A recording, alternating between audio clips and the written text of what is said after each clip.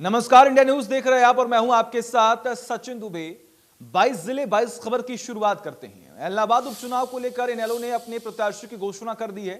इनेलो से अभय चौटाला चुनाव लड़ेंगे। चोपटा गांव में हुई महापंचायत के मंच से ओपी चौटाला ने अभय के नाम का ऐलान किया। दरअसल चोपटा गांव में महापंचायत हुई जिसमें अभय चौटाला के नाम पर मुहर लग गई। कृषि कानूनों के विरोध में इलाहाबाद से इनेलो पार्टी के इकलौते विधायक अभय सिंह ने 27 जनवरी को पद से इस्तीफा दे दिया था। इसके बाद से सीट खाली पड़ी थी। अब इस सीट पर 30 अक्टूबर को वोटिंग होगी और रिजल्ट 2 नवंबर को आएगा।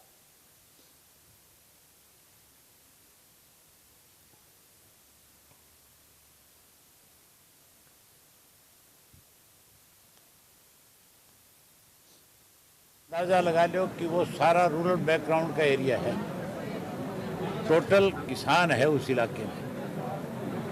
हर आदमी खेती पे निर्भर करता है।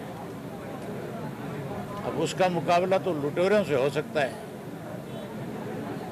भाजपा लगातार लूटने में लगी हुई, कांग्रेस की सहयोगी है। लोग दोनों को सबक सिखाएंगे। कांग्रेस के राष्ट्रीय मीडिया प्रभारी रणदीप सुरजेवाला ने कैथल में अनाज मंडी का दौरा कर धान खरीद का जायजा लिया। रणदीप सुरजेवाला ने इस दौरान मंडी में धान लेकर पहुंचे किसानों से मुलाकात की और उनकी समस्याओं को भी जाना। सुरजेवाला ने कहा कि हरियाणा में धान की सरकारी खरीद 25 सितंबर से शुरू होनी थी। इस बार में सरकारी पत्र भी जारी कर दिया गया। लाखों क्विंटल धान 20 सितंबर से ही प्रदेश की मंडियों में आना शुरू हो गए। 11 दिन बीत जाने के बाद भी एक फूटी कौड़ी धान की एमएसपी पर सरकारी खरीद नहीं हुई। उन्होंने सवाल उठाया कि जब सरकार ने खरीद के सरकारी मापदंड ही जारी नहीं किए तो खरीद कैसे होगी।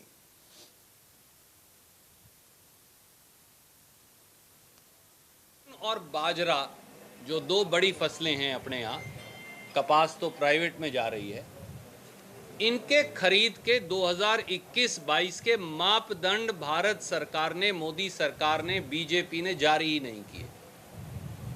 नमी की मात्रा कितनी होगी, अगर दाना काला पड़ गया या सिकुड़ गया तो कितने % होगा, ये कोई मापदंड आज तक जारी नहीं हुए। अगर मापदंड जारी नहीं हुए खरीद की तो खरीद कैसे करेंगी सरकारी एजेंसियां। ये झूठ बोलकर षड्यंत्र करके एमएसपी पर धान नहीं खरीदना चाहते। ये एमएसपी को बंद करने का षड्यंत्र है।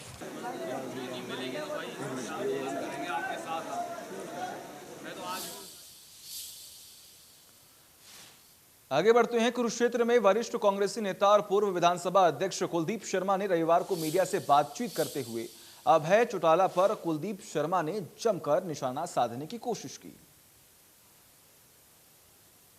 उन्होंने कहा कि अभय ने जिन मुद्दों का इस्तीफा दिया है, जिन मुद्दों को लेकर, और क्या वे मुद्दे हल हो गए, क्या 3 कृषि कानून वापस हो गए। उन्होंने कहा कि उंगली काटकर शहीद होना, क्या यह अभय चौटाला का राजनीतिक नाटक नहीं था।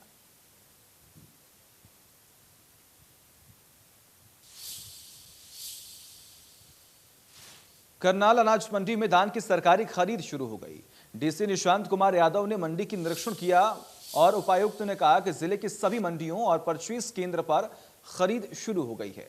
उन्होंने कहा कि फसल में नमी की मात्रा अधिक होने की वजह से खरीद कम है। उपायुक्त ने कहा कि नियमानुसार 17% नमी होनी चाहिए।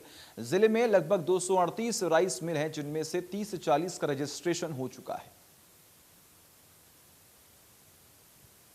करनाल की सभी 10 मंडियां हैं, 5 हमारे सब यार्ड्स हैं, परचेज सेंटर्स हैं, यानी 15 जगहों पे खरीद हो रही है। हालांकि क्योंकि अभी हाल ही में बारिश का सीज़न चला हुआ है, लगभग हर रोज़ बारिश आती है, इस वजह से हमने देखा है कि कई जगह ज़्यादा काफ़ी सारी ढेरियों में मॉइस्चर की जो मात्रा है वो काफ़ी ज़्यादा है, 21% है, 22% है, जबकि जो भारत सरकार की मान्यता के अनुसार 17% से ज़्यादा जो है मॉइस्चर नहीं अलाउ करते। तो हमने किसान भाइयों से भी रिक्वेस्ट की है, कहा है कि जो जीरी है, पैडी है, उसको अच्छे से फैलाएं, उस पर जो है झरना लगाएं, पंखा लगाएं, ताकि जो है उसकी मॉइस्चर की मात्रा उचित मात्रा में आ सके। और सरकार ने स्पष्ट कर दिया है कि आज से खरीद शुरू है। शेड्यूलिंग की एक दिक्कत कई मंडियों में आज सुबह से आई थी, तो हमने सरकार से क्लैरिफिकेशन ली है। सरकार ने लिखित में भी क्लैरिफिकेशन दिया है कि 1 और 2 तारीख की जो शेड्यूलिंग किसानों ने की है वो लोग लेके आते हैं तो कोई दिक्कत नहीं है, इमीडिएटली खरीदी जाएगी अगर मॉइस्चर ठीक है तो। और जो बिना अनशेड्यूल्ड भी आ गए हैं आज, तो वो अपने मोबाइल से यहीं खुद अपनी शेड्यूलिंग कर लें, या फिर अगर मान लो खुद को मोबाइल से नहीं करनी आती तो मार्केट कमेटी जो सेक्रेटरी है उनके दफ्तर में चले जाएं, वहाँ कंप्यूटर और ऑपरेटर बिठाए हैं, वो शेड्यूलिंग कर देंगे की। लेकिन हम खरीद सभी की करेंगे, चाहे वो उसकी पहले शेड्यूलिंग ना हुई हो तो भी अगर आज वो सीधी लेके आ गया है तो अपनी शेड्यूलिंग कर ले और फिर हम उसकी खरीद करेंगे। प्रॉपर शुरू हो गई है टेंटेटिवली। हमारा करनाल मंडी का जो अभी अंदाजा है कि 15,000 क्विंटल है के आसपास हम जो है आज खरीद कर लेंगे आई, और लगभग 70-80 हज़ार क्विंटल के करीब यहाँ पे है। आने वाले समय में जैसे जैसे मॉइस्चर कम होती जाती है समुचित व्यवस्था में खरीदेंगे। जिले की खरीद जो है टोटल वो हमारी 15 लाख मैट्रिक टन, पिछली बार जो थी 14,98,000 था, इस बार 15 लाख मैट्रिक टन हम जो टारगेट करने की जगह। कौन कौन सी एजेंसीज है, कौन कौन सी एजेंसीज हैं जो लेंगे? का रजिस्ट्रेशन नहीं हुआ, ऐसे में धान जो रजिस्ट्रीज हैं वो हमारे। अंबाला में रविवार से हरियाणा में धान की सरकारी खरीद शुरू हो चुकी है। अंबाला में किसानों के गेट पास काटे जा रहे हैं, वहीं कुछ किसानों को गेट पास और ऑनलाइन फसल शेड्यूल को लेकर दिक्कतों का सामना भी करना पड़ रहा है।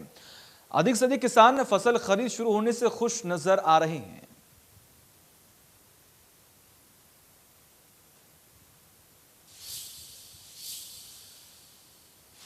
सोनीपत में रविवार से पूरे प्रदेश भर में धान की सरकारी खरीद शुरू कर दी गई, लेकिन सोनीपत की अनाज मंडी में पीआर की फसल लेकर कोई भी किसान दोपहर तक नहीं पहुंचा। सोनीपत में धान की किस्म लगभग 1509 की आवक बढ़ने से रेट में गिरावट आई और जिसके कारण किसानों को झटका लगा और रेट को लेकर किसानों ने रोष भी व्यक्त किया।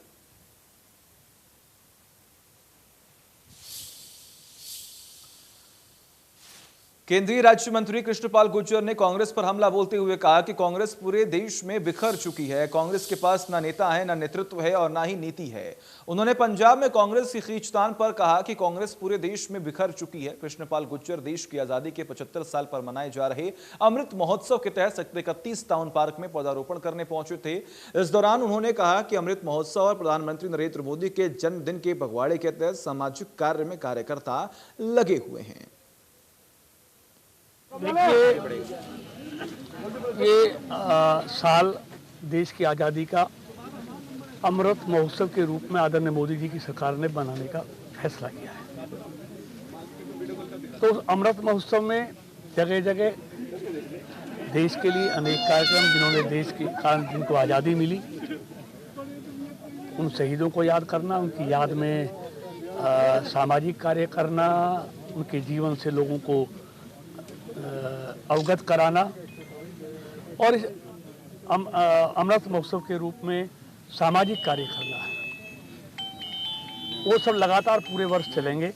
आज उसी निमित्त एक तो अपने सबसे दुनिया के सबसे लोकप्रिय प्रधानमंत्री मोदी जी का जन्म दिवस पर पूरा ये पखवाड़ा मनाया जा रहा है, जिसमें सामाजिक काम हमारे तमाम कार्यकर्ता कर रहे हैं। आज उनके जन्म दिवस के पखवाड़े के उपलक्ष्य में भी और अमृत महोत्सव के रूप में भी आज फरीदाबाद के लोगों ने, तमाम RWA एसोसिएशनों ने मिलकर 75 पेड़ों का लगाने का आज यहाँ पर काम किया है इस सेक्टर 31 के टाउन पार्क में। तो आज यहाँ पर वो कार्यक्रम वृक्षारोपण का हुआ है और तमाम इस इलाके की जितनी RWAs हैं उन सबके प्रतिनिधियों ने आज ये कार्यक्रम का आयोजन किया है। मैं उन सबको बधाई देता हूँ और इस तरह पूरे वर्ष इस तरह के काम देश में और यहाँ पर चलते रहेंगे। मंत्री जी, पंजाब की जो राजनीति है उस पर क्या कहेंगे कि इस तरह पूरी उथल पुथल मची हुई है वहाँ पर? देखिए, कांग्रेस का मामला है, कांग्रेस पार्टी पूरे देश में बिखरी हुई है। उसके पास ना नेता है, ना नेतृत्व है, ना नीतियाँ हैं। तो आज उसको अपने किएगा। और वही टुहाना अनाज मंडी में मजदूरी घटाने के खिलाफ मजदूर संगठनों मार्केट कमेटी के कार्यालय के बाहर जमकर रोष प्रदर्शन किया गया। इस दौरान मजदूर नेताओं ने कहा कि इस बार जो नए मजदूरी के दाम बताए गए हैं उनमें पिछली बार की तुलना में मजदूरी को कम किया दिखाया गया है। अलग अलग विषय में मजदूरी कम की गई थी। साथ ही मजदूर नेताओं ने चेतावनी दी कि अगर उनकी मांग नहीं मानी गई तो हड़ताल जारी रहेगा।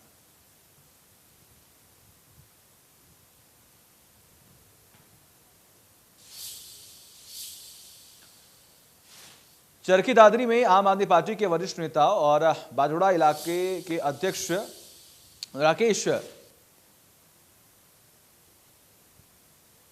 तो राकेश चांदवास के नेतृत्व में रविवार को बादल गांव के दर्जनों लोगों ने कांग्रेस, बीजेपी और जेजेपी को छोड़कर आम आदमी पार्टी ज्वाइन की है। पूर्व सरपंच राजपाल का कहना है कि जिस प्रकार से दिल्ली के अंदर आम आदमी पार्टी की सरकार ने शिक्षा, स्वास्थ्य, चिकित्सा, बिजली, पानी और अन्य मूलभूत सुविधाएं जो दिल्ली में दी हैं वह हरियाणा में भी लागू होनी चाहिए। उन्होंने कहा है कि जिस दिन से यह किसान आंदोलन शुरू हुआ था उसी दिन से लेकर आज तक हम रोज देख रहे हैं कि आम आदमी पार्टी का कार्यकर्ता और नेता सड़क से लेकर संसद तक किसानों की लड़ाई लड़ रहा है।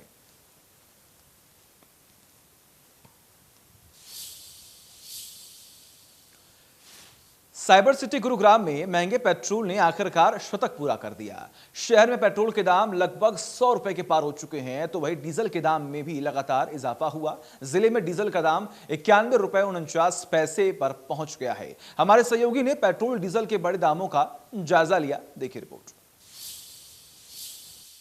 गुरुग्राम में पेट्रोल ने आखिरकार अपना शतक जमा लिया, यानी कि 100 से पार गुरुग्राम में पेट्रोल पहुंच गया है।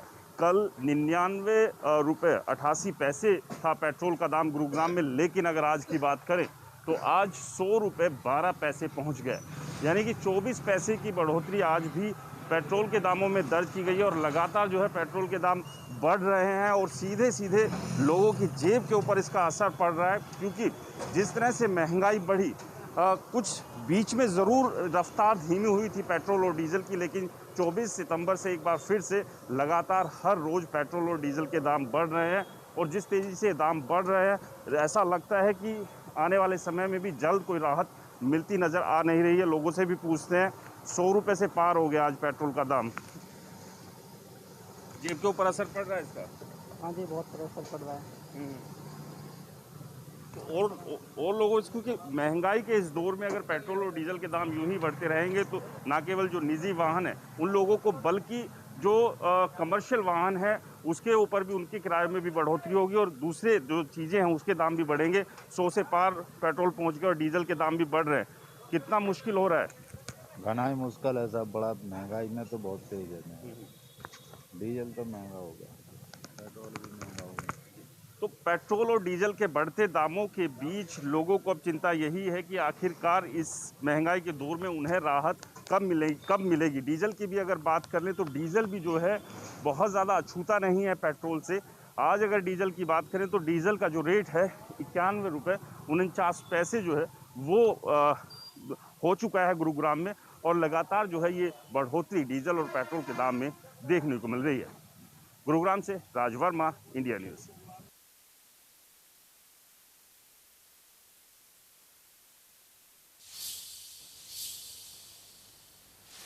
राजकीय औद्योगिक प्रशिक्षण संस्थान नगीना में 4 अक्टूबर को मेगा रोजगार मेले का आयोजन किया जाएगा, जिसमें नूंह, तावड़ू, फिरोजपुर, झिरका और पुरहाना की ITI के सभी पास आउट बच्चे अपना रजिस्ट्रेशन कराकर भाग ले सकते हैं। मेगा रोजगार मेले का शुभारंभ नूंह जिला उपायुक्त शक्ति सिंह करेंगे। आयोजन मेले में शामिल कंपनियां पात्र छात्रों के साक्षात्कार लेंगे। इसके आधार पर छात्रों को रोजगार के अवसर प्रदान किए जाएंगे।